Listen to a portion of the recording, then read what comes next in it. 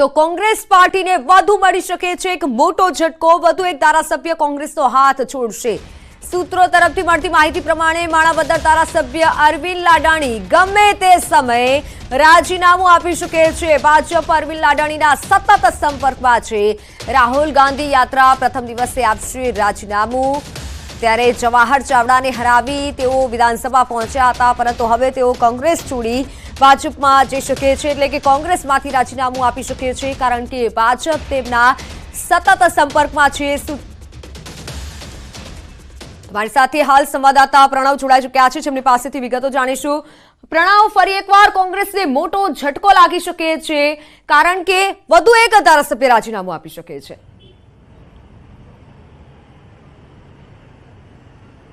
મિત્તલ, એ ચોક્કસ માની શકાય કે કોંગ્રેસ પાર્ટીને એક પછી એક ધારાસભ્યો, પૂર્વ ધારાસભ્યો હોય કે દિગ્ગજ નેતાઓ છે તે કોંગ્રેસ પાર્ટીનો હાથ છે તે છોડી રહ્યા છે, કોંગ્રેસ પાર્ટીને રામ રામ કહી રહ્યા છે। ત્યારે વધુ એક નામ બહાર આવી રહ્યું છે। એ નામ છે માણાવદરના ધારાસભ્ય અરવિંદ લાડાણી।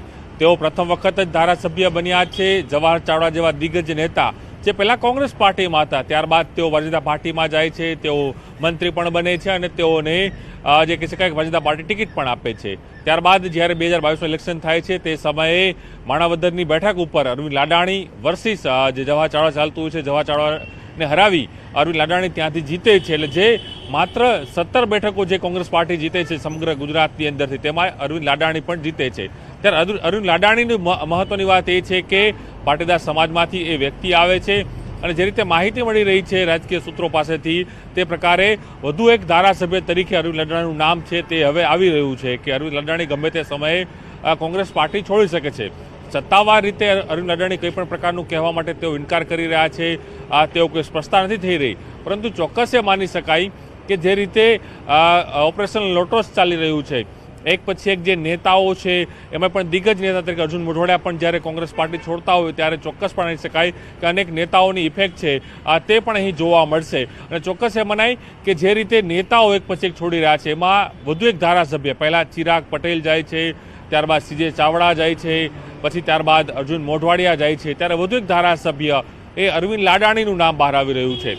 ભાજપના તેઓ સંપર્કમાં છે, માત્ર હવે તારીખો બાકી છે તે પ્રકારની માહિતી મળી રહી છે કે ગમે તે તારીખે જોડાઈ શકે છે। એમાં મુખ્યત્વે જે માનવામાં આવી રહ્યું છે એ છે કે આવનારી રાહુલ ગાંધીની જે યાત્રા ગુજરાતમાં આવી રહી છે, ભારત જોડો ન્યાય યાત્રા, આવતીકાલથી શરૂ થવાનું છે। એટલે આવનારા 1-2 દિવસમાં 7 અથવા 8 આ બેમાંથી કોઈ એક તારીખ એવી હશે કે જે તારીખની અંદર કદાચ અરવિંદ લાડાણી છે તે રાજીનામું વિધાનસભા અધ્યક્ષને સોંપી શકે છે।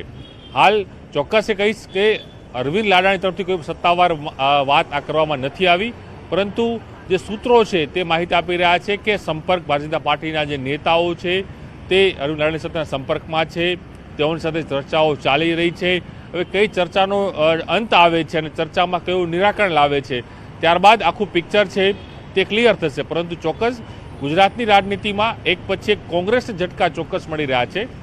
લોકસભા ચૂંટણી નજીક આવી રહી છે, કાઉન્ટડાઉન શરૂ થઈ ગયું છે।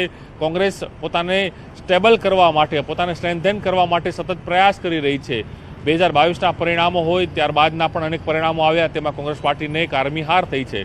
ત્યારે લોકસભા ચૂંટણી જ્યારે નજીક આવી રહી છે, ખુદ રાહુલ ગાંધી, કોંગ્રેસના દિગ્ગજ નેતા, પૂર્વ અધ્યક્ષ, ભારત જોડો ન્યાય યાત્રા કરી રહ્યા હોય, એની એ ન્યાય યાત્રા છે તે અહીં પહોંચી રહી હોય, એની પહેલાં જ કોંગ્રેસના જ જે નેતાઓ છે તે પાર્ટી છોડી રહ્યા છે, તે એક સૌથી મોટો સવાલ કોંગ્રેસ પાર્ટી માટે છે। કોંગ્રેસ પાર્ટી માટે ચોક્કસ આ મનોમંથનનો વિષય બની ગયો છે કે એક પછી એક નેતાઓ કેમ પાર્ટી છોડી રહ્યા છે, ક્યાં નેતૃત્વની કમી જોવા મળી રહી છે, તેના કારણે આ નેતાઓ છે આજે એક પછી એક કોંગ્રેસને રામ રામ કહી રહ્યા છે।